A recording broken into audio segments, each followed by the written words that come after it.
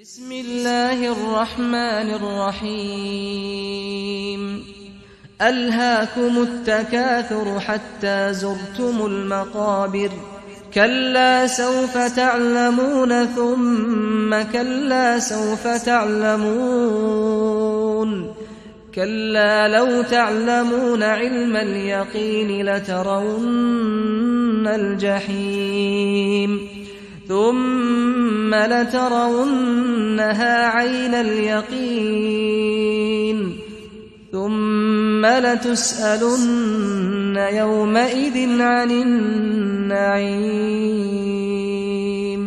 بسم الله الرحمن الرحيم ألهاكم التكاثر حتى زرتم المقابر كلا سوف تعلمون ثم كلا سوف تعلمون كلا لو تعلمون علم اليقين لترون الجحيم ثم لترونها عين اليقين ثم لتسألن يومئذ عن النعيم بسم الله الرحمن الرحيم ألهاكم التكاثر حتى زرتم المقابر كلا سوف تعلمون ثم كلا سوف تعلمون كلا لو تعلمون علم اليقين لترون الجحيم ثم لترونها عين اليقين ثم لتسألن يومئذ عن النعيم بسم الله الرحمن الرحيم ألهاكم التكاثر حتى زرتم المقابر كلا سوف تعلمون ثم كلا سوف تعلمون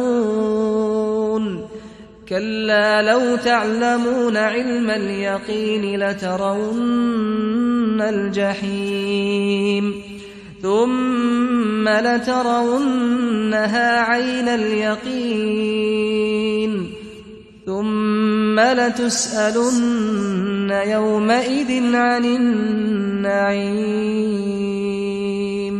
بسم الله الرحمن الرحيم ألهاكم التكاثر حتى زرتم المقابر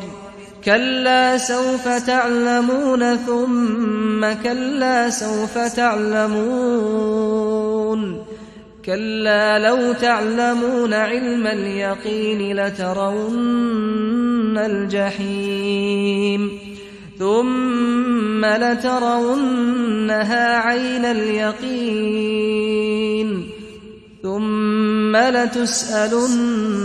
يومئذ عن النعيم